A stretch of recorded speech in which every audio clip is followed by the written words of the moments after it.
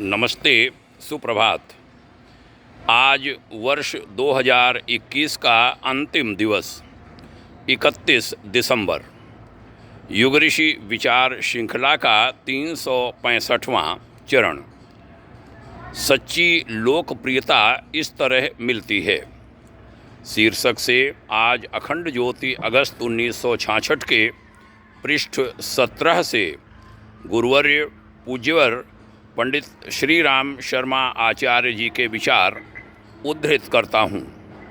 लिखा था गुरुदेव ने, जीवन की वास्तविक सफलता, लोकप्रियता पाने के लिए धन दौलत अथवा शक्ति संबल की आवश्यकता नहीं, उसके लिए आवश्यकता है गुण, कर्म और स्वभाव की श्रेष्ठता की। जब तक गुण, कर्म और स्वभाव में श्रेष्ठता का समावेश नहीं होता, बहुत कुछ धन दौलत एवं शक्ति संपन्नता होने पर भी मनुष्य वास्तविक लोकप्रियता प्राप्त नहीं कर सकता। जो गुणी है उसका आदर क्या धनवान और क्या निर्धन दोनों ही करते हैं।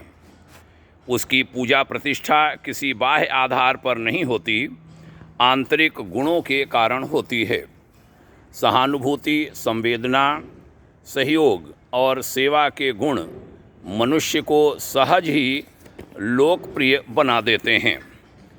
गुणी मनुष्य की एक सद्भावना ही उसे इतनी लोकप्रियता प्राप्त करा सकती है जो एक धनवान लाखों हजारों रुपए खर्च करके भी नहीं पा सकता।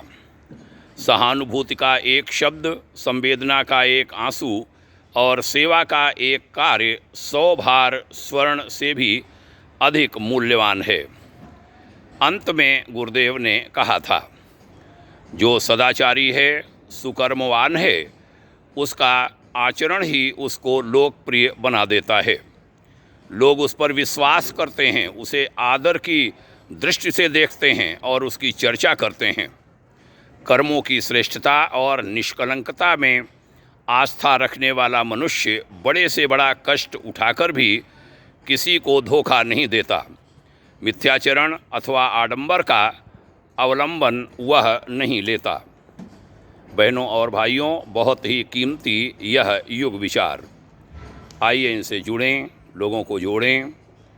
यही निवेदन करते हुए आज की चर्चा का समापन वर्ष 2021 ईस्वी संवत आज जा रहा है। कल नव वर्ष, नया अंग्रेजी साल 2022 शुरू होगा। आपको उसकी बधाइयाँ, बहुत बहुत शुभकामनाएं।